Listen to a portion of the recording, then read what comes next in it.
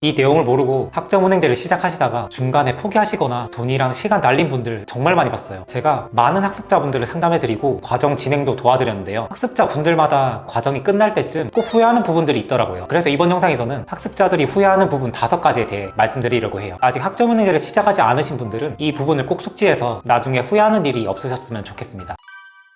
학점은행제 시작하시는 분들 중에 이 질문에 답할 수 있는 분들 계실까요? 1년에 총 취득할 수 있는 최대 학점은 얼마일까요? 전문학사 과정에서 최대 몇 개의 자격증을 학점으로 인정받을 수 있을까요? 전적대 학점이 70학점 있는 사람이 학점은행제에서 전문학사 학위를 취득하기 위해서는 수업을 몇 과목 들어야 될까요? 아마 10명 중에 1명도 제대로 답하지 못하셨을 거예요. 학점은행제 처음 하시는 분들 중에 혼자 하려고 하시는 분들이 있으세요. 학점은행제 검색해보면 뭔가 쉬울 것 같거든요. 그래서 온라인에서 물건 사듯이 여기저기 가격 비교하고 학점은행제 제도 공부해가면서 저렴한 교육원에서 수업을 듣게 되는데요. 시작할 때는 잘 모르겠지만 막상 과정이 끝나고 학위를 신청하게 될 때쯤에 알게 되는 거죠.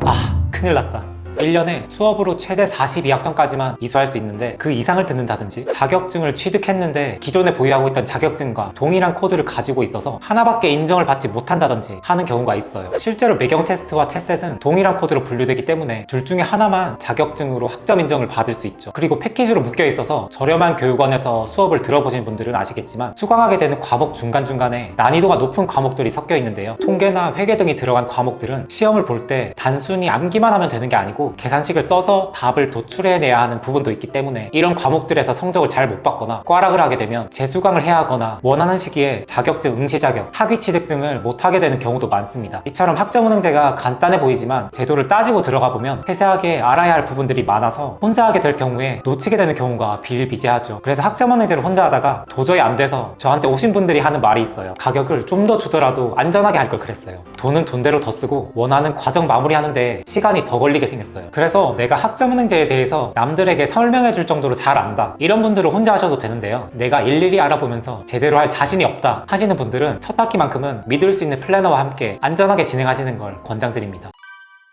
학점은행제 쉬워요. 성적은 중요하지 않고요. 그냥 틀어만 놓으시면 돼요. 이런 얘기 들어보셨죠? 그래서 플래너가 하는 말 그대로 따라서 이수만 하신 분들이 있을 거예요. 근데 이건 반은 맞고 반은 틀린 얘기예요. 실제로 사회복지사나 보육교사, 기사, 산업기사 응시 자격을 갖추고자 하시는 분들은 성적이 크게 중요하지 않은 게 사실이에요. 애초에 목적이 다르기 때문이죠. 그런데 성적이 중요한 분들까지도 성적을 안 챙기고 대충 쉽게 하려는 분들이 있으세요. 편입이나 대학원 진학이 목적인 분들이 성적 관리를 안 해서 1점대 성적이라면 이건 성실성의 문제라서 불이익을 받을 수도 있어요. 학점은행제로 성적 받기 쉬운 거 웬만한 사람들은 다 알고 있거든요. 그래서 이왕 학위 취득하기로 마음 먹으신 분들은 시간 내서 하는 만큼 성적을 좀 신경 쓰셨으면 좋겠어요. 성적을 잘 받는 방법을 말씀드리면 간단합니다. 남들이 안 하는 것까지 하시면 됩니다. 다시 한번 말씀드릴게요. 남들이 안 하는 것까지 하시면 돼요. 성적은 출석, 시험, 과제, 토론, 쪽지 시험, 참여도 이렇게 구성되어 있죠. 이 중에서 대부분 출석이나 시험은 잘 하는 편입니다. 출석은 뭐 그냥 투로만 두면 되고 시험도 오픈북이라서 쉽다고 생각하기 때문이죠. 여기까지는 대부분이 다 한단 말이에요. 근데 성적은 상대평가이기 때문에 남들이 귀찮아서 잘 하지 않는 과제, 토론, 쪽지 시험, 참여도 이런 세세한 부분들까지 다 챙겨주시면 좋은 성적을 받을 수 있어요. 그 중에서 과제가 가장 중요한데요. 단순히 비슷한 주제의 과제를 베껴서 제출하면 모사율에 걸려서 빵점을 받게 되는 경우가 있어요. 그래서 과제 같은 경우에는 대충 작성하는 게 아니라 작성 양식과 분량에 따라서 작성해야 돼요. 보통 서론, 본론, 결론, 참고 문헌 이 순서로 작성해야 하는데 앞서 언급한 것처럼 인터넷에서 대충 긁어와서 작성하면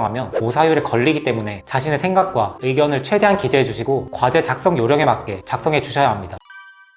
학습자들은 각자가 가진 다 플랜이 있을 거예요. 그런데 내 플랜이 정말 나에게 맞는 플랜인지 혹시 확인해 보셨나요? 막상 들여다보면 잘못되어 있거나 비효율적인 경우가 있어요. 수업만으로는 부족한 학점을 채우기 위해서는 자격증이나 독학사 시험을 보게 되는데 따기 어려운 자격증이나 독학사 중에서도 난이도가 높은 과목들로 플랜에 포함되어 있으면 원하는 시기에 학점이 부족해서 학위 취득 기간 등이 계속해서 늘어나는 경우가 있어요. 전공별로 어떤 자격증이 취득하기 쉬운지, 자격증 난이도에 비해서 학점을 많이 인정해 주는지를 따져봐야 합니다. 독학사의 경우에도 합격하기 쉬운 과목이 따로 있는데 이 부분에 대해서 잘 모르고 진행하면 시간은 시간대로 쓰면서 합격하지 못하는 경우도 생길 수 있어요. 독학사 과목 같은 경우에도 사회학 개론, 심리학 개론과 같은 과목의 경우 온라인 수업과 독학사에서 과목명이 동일하기 때문에 독학사에서 중복해서 시험을 칠 경우에 중복 과목으로 학점으로 인정받지 못하는 경우도 생기게 되죠. 학점은행제를 진행한다는 분들 중에서 본인이 정확하게 뭘 원하는지 모르시는 분들이 계세요. 저 고졸인데 학벌 컴플렉스가 있어서 학점은행제로 학위 취득하고 싶어요. 이렇게 생각하시는 분들은 학위를 따더라도 잘 써먹지는 못하실 거예요. 그냥 단순히 학위만 취득하면 되는 거 아니야? 라고 생각하시는 분들은 잘못 생각하신 거예요. 결론부터 말씀드리면 학점은행제로 취득하게 되는 학위는 학위로서는 가치가 있지만 학벌로서는 가치가 없기 때문이죠. 학위를 취득하기 전에 목표를 명확히 해야 합니다. 대학교나 대학원으로 편입을 준비하려는 건지, 기사, 산업기사 응시 자격을 갖추고자 하는 건지, 직장 내 연봉 협상, 승진을 위해서 취득하려는지 말이죠. 즉 학점은행제는 내가 원하는 목표를 달성하기 위한 수단이라는 점을 명심하셔야 합니다.